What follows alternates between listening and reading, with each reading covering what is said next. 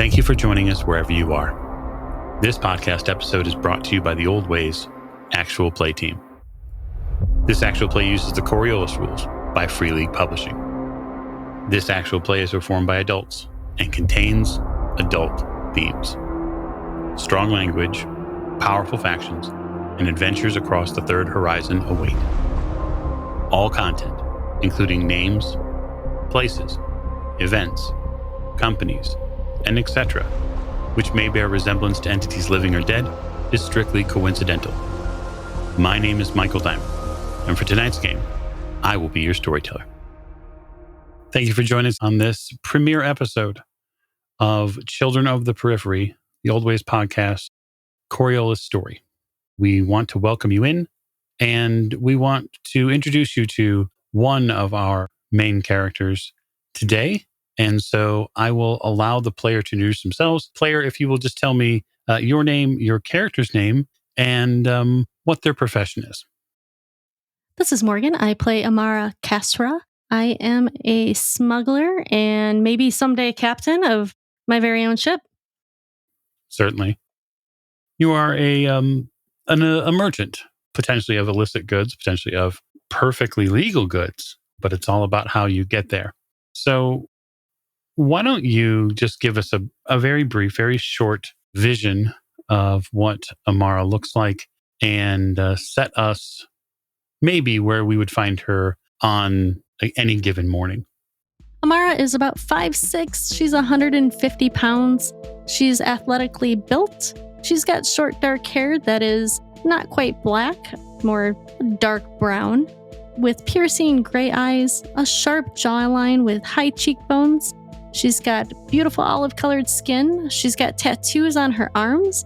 On her inner left wrist are the names of her parents.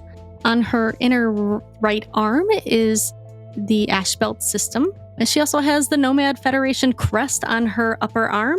It is one of the larger tattoos to show her loyalty to the Federation. And on her back, she has down her spine, she's got all the icons, emblems tattooed down her back to show how spiritual she is when she needs to be.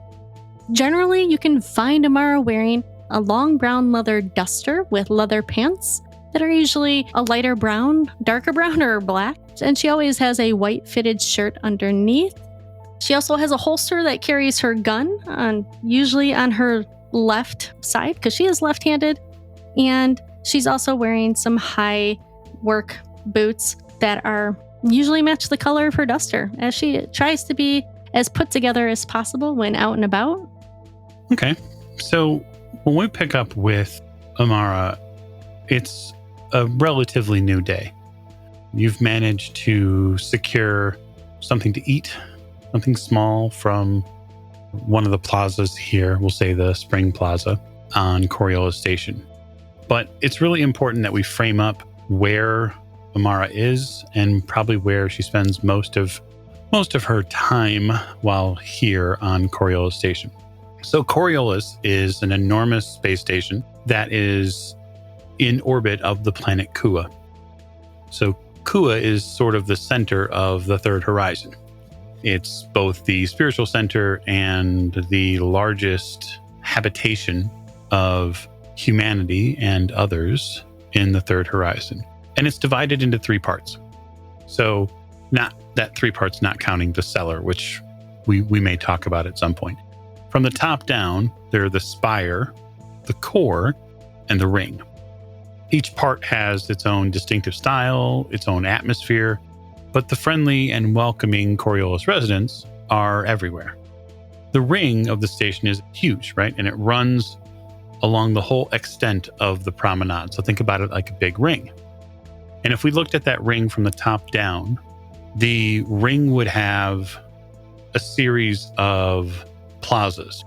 Think about we'll just say a cardinal direction compass. On the north side is the Spice Plaza, so that's at the top.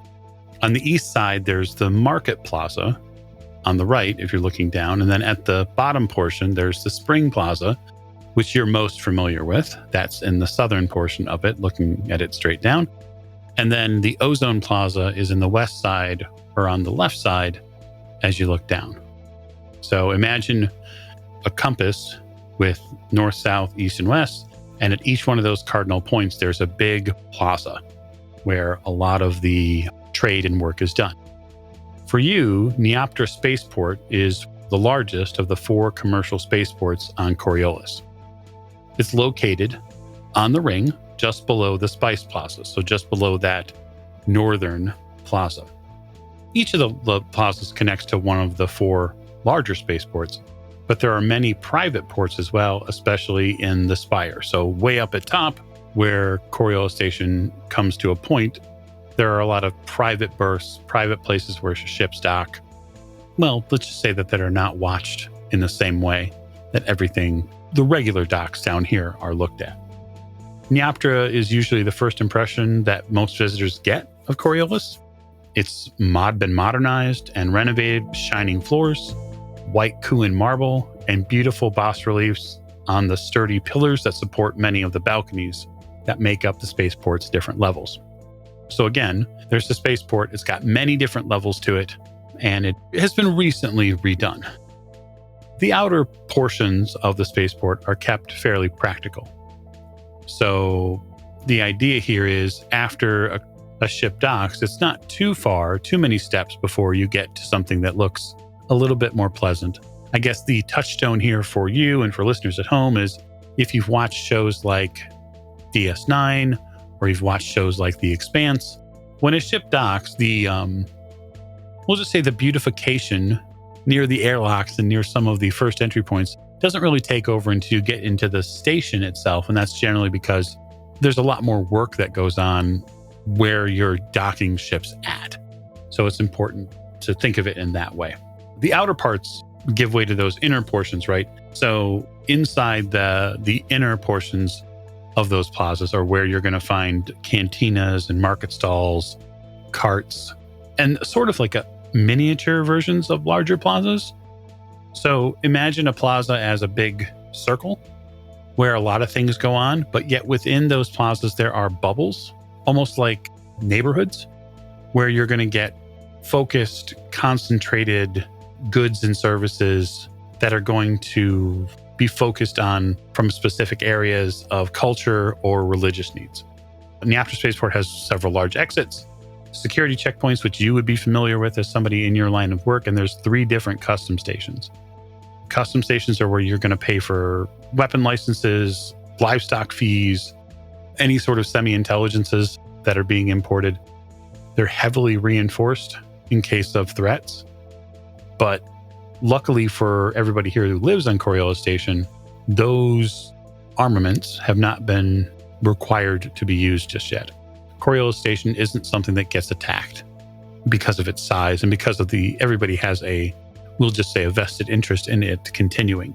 So for you, Amara, one of the things that's going to be important to visualize too is outside Coriolis Station, there is this thing called the net. So the net is something that you would be familiar with. And the reason why you'd be familiar with it is because the net does so much for you. It's really the sort of the leftovers of what Coriolis Station was built from. Imagine a lot of space scaffolding, basically. And it makes up a lot of the area in space around Coriolis Station. And that's where ships stop before they are allowed to transport into Coriolis Station. So they wait there around the net and they wait in those spaces. They're used for docking and they're used for unloading things from larger ships. It's just something for you that you'd be aware of. It sort of follows Coriolis like a shadow. It might look like a strange jumble of light and dark shapes in the starlight. It's sort of the old ribs, they would call it, of Zenith, the ship that helped humanity get here. But for you, on a day like today, with your communicator already beeping with business, you've made your way into the Spice Plaza because you have a pickup. So at the current time, we'll just say that Amara is between ships. She's ended one of her old runs. And now what she's been doing for the past, we'll just say a little while now, is sort of like, the nice way to say it would be logistics work. So you are helping run interference, and almost like a logistics officer, you are making sure packages get where they need to be because you right now don't have a ship of your own. It's an important role for you to play. And the reason why is because it's sort of the next thing. You've left your old crew, and to build up your own personal reputation again as being your own with your own abilities, you need to show perhaps a benefactor, a patron, that you are worth the investment of time and money. And one of the ways you do that is by making sure things get where they need to be, by applying your skills and trades amongst the markets and spaceports. And so you've had a chance to get something to eat, perhaps some honey, perhaps some baklava, which is here as well, or nuts and fruits and that sort of thing from a local market. And your pickup is in about 10 minutes at one of the many spaceports' lower entry points. You've been told that a buyer is going to be picking up a very important box. The shipment is secret, it's unknown, which isn't uncommon for you to deal with. And many times you don't want to have anything to do with knowing what's inside your packages. That sort of anonymity and plausible deniability is something that you enjoy having your hands on. But as you work your way down towards that spaceport dock, I wonder if there would be any sort of preparations that Amara might make before entering what is likely the business space for today.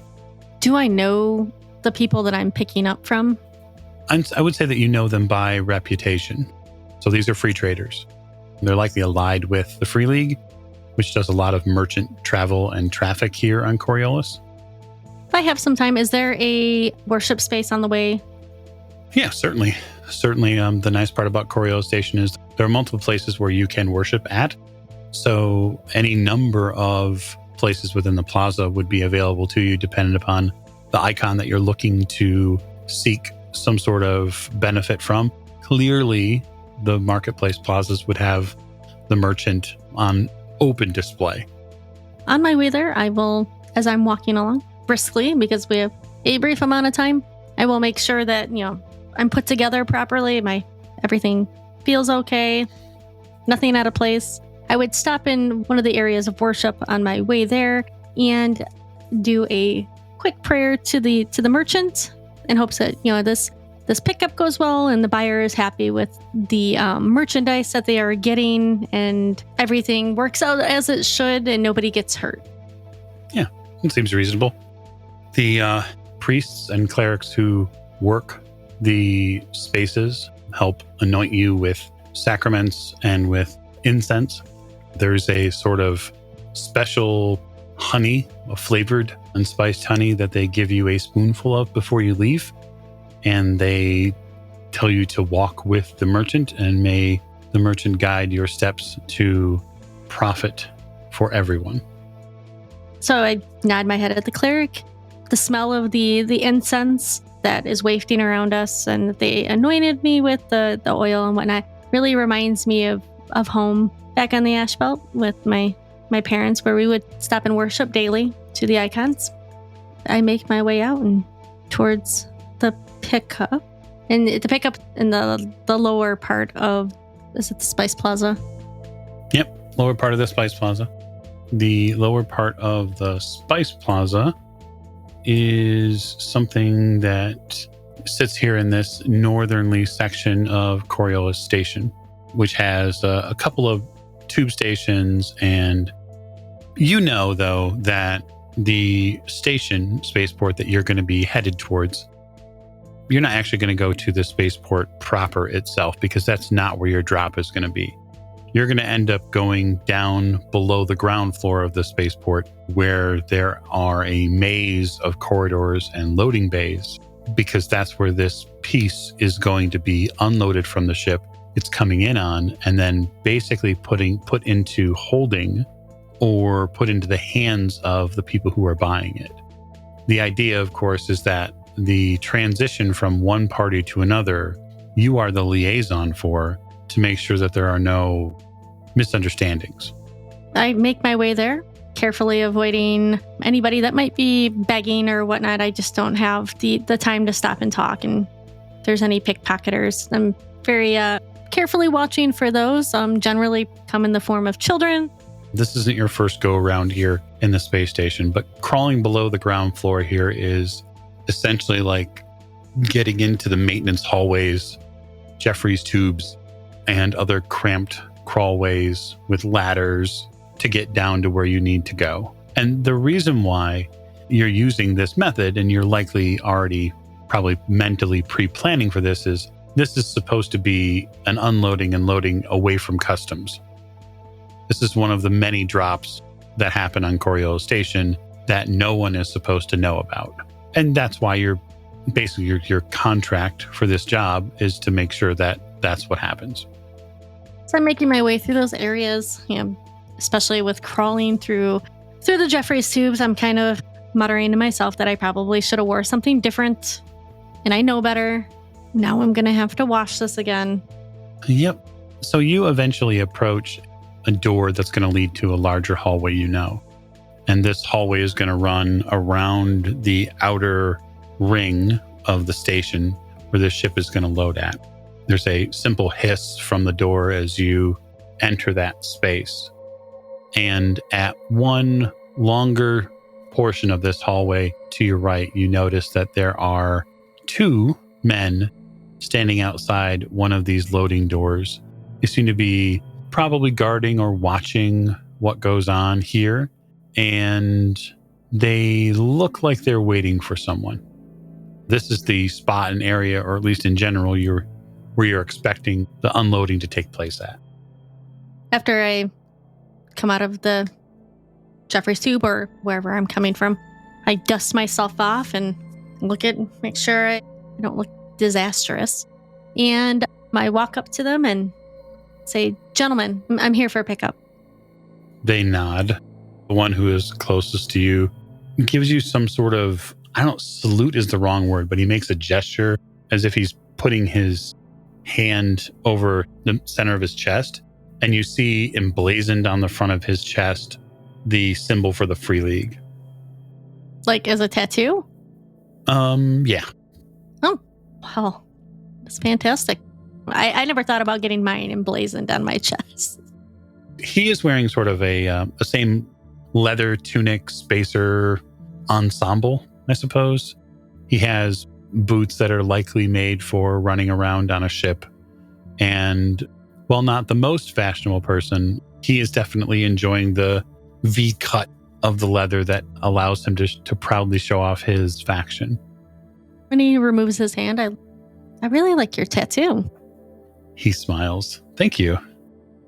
I assume our buyer is en route? Yes, I got a message this morning. Good. I'll be happy to have this one off my hands. Do you know what it is? No, I just know that I don't want it on my ship anymore. He gives you a smirk. There's a hiss from the airlock nearby, and you see the other gentleman who was here for him wheeling out on a small grav cart a long box. The box is probably, we'll say, about 2 meters long and about 1 meter wide. So it's a fairly large box. And the box itself is adorned with all sort of strange, I guess, lattice work. That's the best way to put it. It has curves and bends. It serves to almost seal in what's inside the box. Does it look like a coffin? I mean, it has the dimensions of one. The rough dimensions, of course.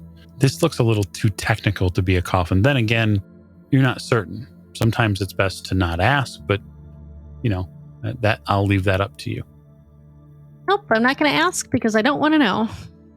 You watch him complete the removal of it. He sort of sets the grab cart, and then the two of them station themselves by either end of it.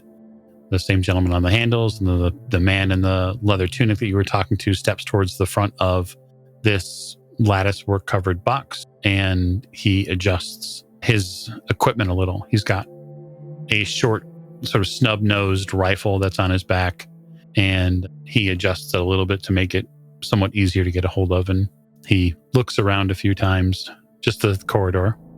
I hate being kept waiting. They'll be here eventually. From the further portion of the corridor, further down the station, you begin hearing the sounds of boots on the deck plates here. There's definitely someone coming from that direction. Oh, it sounds like our buyer is coming now. You can't help but notice this guy gets a little tense. I look at him and don't worry, I've done many of these. Sure. The guy on the cart you see is making some adjustments of his own. Coming into just view, just at the end of the corridor here, you see what looks like 3 gentlemen in long, flowing robes, black, stylized with silver little pinpoints of light, almost as if they walk with the shroud of space covering them. They're each wearing face masks, black face masks that wrap around their ears, their mouth, and their nose, but their bald heads are easily viewable under the lighting here. Would I recognize what these gentlemen are part of? They're likely a part of some sort of religious order. It's hard to say exactly which religious order, but it's clear to you they're definitely some sort of religious organization. Did I get any information on who the buyer was when I got the job? No, your buyer is unnamed, but it is stated here in your sort of comlink information breakout that there would be 3 gentlemen arriving for pickup. And so you just sort of count heads at that point. I'm just waiting for them to approach and get closer. I get a little uneasy around those that might be a little more fanatical, but I hold my composure. Indeed. These 3 gentlemen make their approach and they fan out wide of the corridor. They sort of take up the space they're in. And they stop probably a couple of meters from your position, and they fold their hands in front of themselves, steeple their fingers, and look at the group and the assembled cargo. The one in front in the center here steps forward just a half step and says, "We are here for collection." The voice is ominous. It's deep, resonates through the bulkheads and around the corridor here. I step forward just a little. Gentlemen, would I ask them to sign something in this case or for like receipt? So out of character, they're going to have to pay Burr.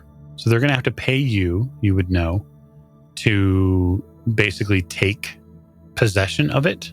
That Burr is going to get paid to the people from the Free League who brought it. And then the remainder of that is what you keep. That is your fee for doing business. And unlike some places, this is done out in the open. It's done to show fairness, and it's done to show that no one is ripping somebody else off, which is, frankly, unfortunately, kind of common in other less watched space stations around. This is all done out in the open. And do they transfer Burr electronically to an account? They certainly do. But most people would do so electronically because of a number of factors.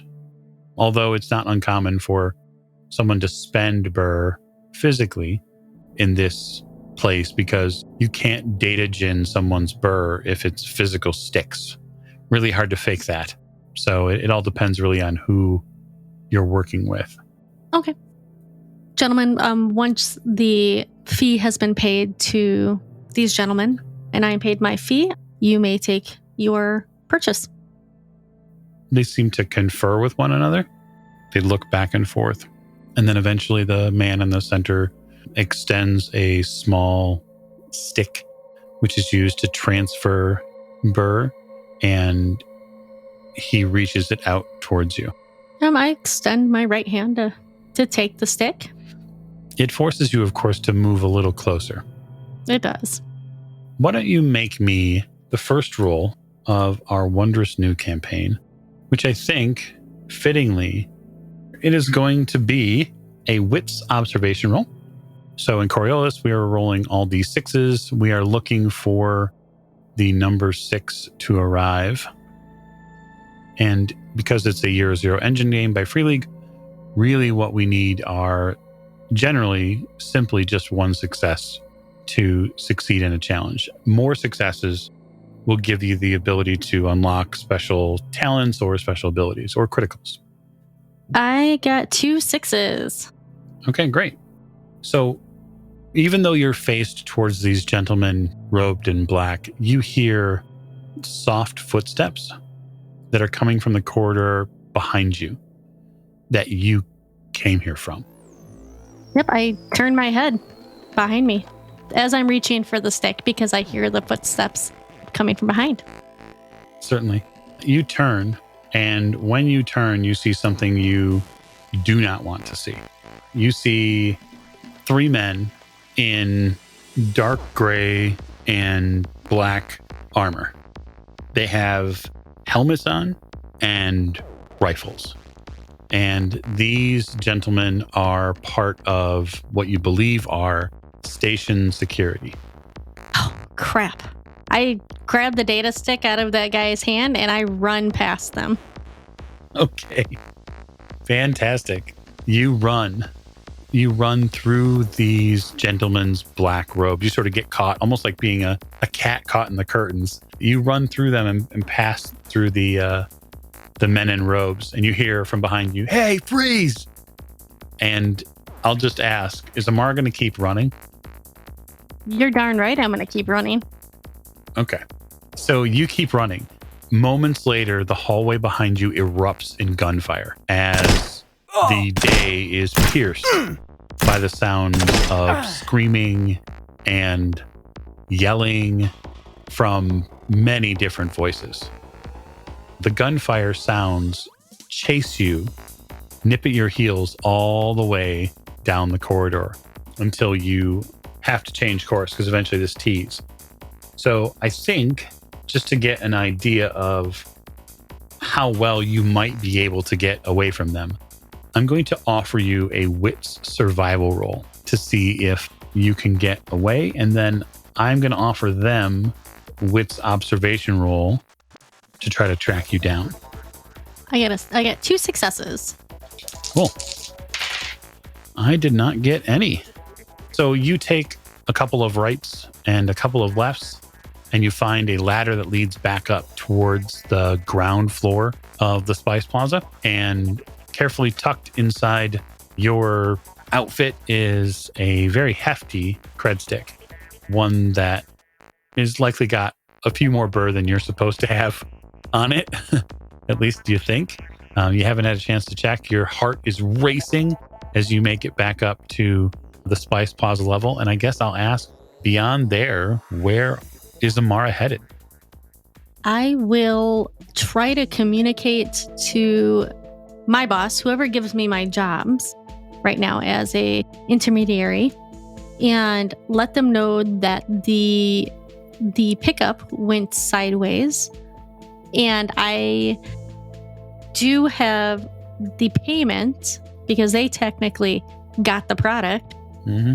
And if, wanting to still do the right thing, but still wanting to make money, if there's a way I can make sure the captain of that ship gets their burr or whomever his next of kin is, I would like to do that.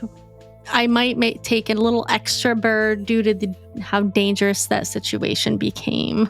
So you know that you're going to need to take a tube station transport to the market plaza because walking there would take forever. Your contact you've gotten the few recent jobs from is in the market plaza. So that is the plaza that is sort of top down as you look at it is to the east. And luckily for you, there is a tube station transport not too far in the Spice Plaza. You got to run to the other side of this plaza or walk, depending upon the decision that you make. Getting there is not terribly hard. Taking the tube gets you there faster. You know that calling your contact would not be a good idea. You need to meet them face to face because you just don't want the communications to get intercepted It's likely that Spaceport Security is now looking for you or looking for somebody that might fit your description. So hustling down and getting on the tube is probably a fairly safe bet. Yeah, as I'm doing that, I will to try to change my look a little bit because they're probably looking for somebody given a description. So I'll probably remove the duster and probably toss it in one of the trash receptacles that they might have along the way. Once I get off the tube, drop it in the side of an alleyway or whatnot. Yeah, well, I mean, there are alleys here. They're just not alleys as we would know them. So yeah, you ditch the duster. It's unfortunate because it's going to cost you something to get that thing replaced. It will. But I have extra bar. You may, yes. So making it down to the Market Plaza isn't terribly hard. Terrell is the name of your contact. That's the gentleman that's been giving you all your jobs, at least the past 2 or 3. And for the most part, they've been pretty straightforward. This one obviously had way more complications than you were prepared to deal with. Terrell is we'll say a heavy-set man. He's got a big, sort of long, well-maintained beard that has different pieces of jewelry intertwined in it, bells, little brass and gold bits. He tends to wear some very bright-colored clothing. He's a fairly reasonable man, although he's pretty strict as far as business goes. He's likely a follower of the merchant as well for all of the work that he does. He keeps a big table here in the Market Plaza where he sits and enjoys his days, whining and dining and listening to music. I would just send him a secure message that says we need to meet up. The product is broken. He messages you back fairly quickly and says, just come to my table and let's talk about it. Sounds like he's at a restaurant. It's more like an open air market. Oh, okay. He keeps this sort of grand table. He's got a spot backed into a corner where he can view people as they approach, that sort of thing. Yeah, I will quickly make my way over to him and take one of the chairs, turn it around, and sit on it backwards and look at him. What in the fuck did you get me into? I didn't get you into anything. He sort of looks at a small visual display that he has pulled up to his right. He looks like things went awry. Yeah, just a little bit. I was lucky I didn't get caught. Well, I'll tell you this. There is someone already looking for you that isn't part of Spaceport Security. Yeah? And who might that be? His eyes look very carefully to the right and then look back at you. Don't turn around. Am I right in thinking that you have the payment for it? I do. He puts a collection of stubby sausages that are supposed to be his fingers sort of towards you. Oh, no. I want my payment first, and then you can have yours. He gives you a fairly shocked look. Your payment is a meager amount compared to what's on that stick. Well, then you wouldn't mind giving me a little extra for my troubles and almost dying. Or being arrested. I wouldn't be able to do more jobs for you if I die. I see. I don't know that you'll have a chance to do more jobs for me after this one. He leans back in his sort of grandiose, cushioned chair. You hear a couple of bar stools creak on the floor. Oh, I go for the gun at my side. You go for the gun. You feel something hard press against your back. And he says, I don't want any trouble here. Yeah, I slowly take my hand off my gun and raise my hands a little bit. Let's all be very reasonable. You hear him sort of voice quivering. A couple of hooded men come around your sides. You can see them now.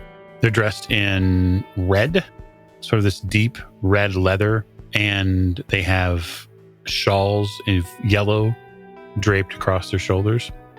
You get patted down. It is not in any way pleasurable. They relieve you of the cred stick and transfer it over to your contact. Yeah, I look at him and I'm like, listen, the last time somebody patted me down like that, they bought me dinner first. I am going to do exactly what needs to be done. He slots the stick into his viewer and then You see him tap a few buttons and then remove it. He places it on the table. One of the gentlemen in the red leather and orange shawls scoops it up, and then he replaces it on the table with a single heavy token. This is a strange sort of marker that some factions, some patrons use. You've seen markers like this before, but maybe not this specific one. And then you hear this man's voice speak into your ear, and he says, "Marhoon will see you at your earliest convenience." And the marker is placed in front of you. Feeling slightly relieved that I didn't get shot in the back, I reach across the table and grab the token and place it in my, well, not my jacket because I don't have it anymore. I place it in my pants. Okay. Yeah, the marker has a sort of strange 8-pointed star on it, and there is a swirl in the middle of it. And on the back, there is a large M emblazoned on the back of this coin. I guess that's the best way to say it, is sort of a coin. Your contact leans over and says, "I'm willing to pay you something for what happened today. It seems only fair, and I only want reasonable business interactions. But that package was being moved by Leah Marhoon, and it seems she has an interest in you." He pushes across the table 3 burr sticks. These are 100 count per. "This is for your trouble today. I would get a move on if I were you. I'm certain that Marhoon is not someone to be kept waiting." Do I know who she is? So I will say that that is a empathy culture roll for you. I, in fact, do not know who Leah Marhoon is. No, you're not familiar with Leah Marhoon. I look at Terrell and say, "So where do I find this Leah Marhoon?" She's a dealer on the monolith. So the monolith for you means that you need to go to Kua. Kua is the planet that Coriolis orbits. The monolith is where the more heavy Zenithian people are at. That's sort of where their culture is at. The monolith is their big spire building that they live in. So if she lives in the monolith, that means that she's not only rich, she's also powerful. And that means that she's likely a patron of some sort, which we'll get a chance to see in our first episode. So I want to thank Morgan for helping bring Amara to life. And I look forward to seeing more of what our would-be captain gets up to in the near future. So thanks for joining us for our first prelude of our new series, Children of the Periphery. We appreciate your listening ears. Thanks and good night.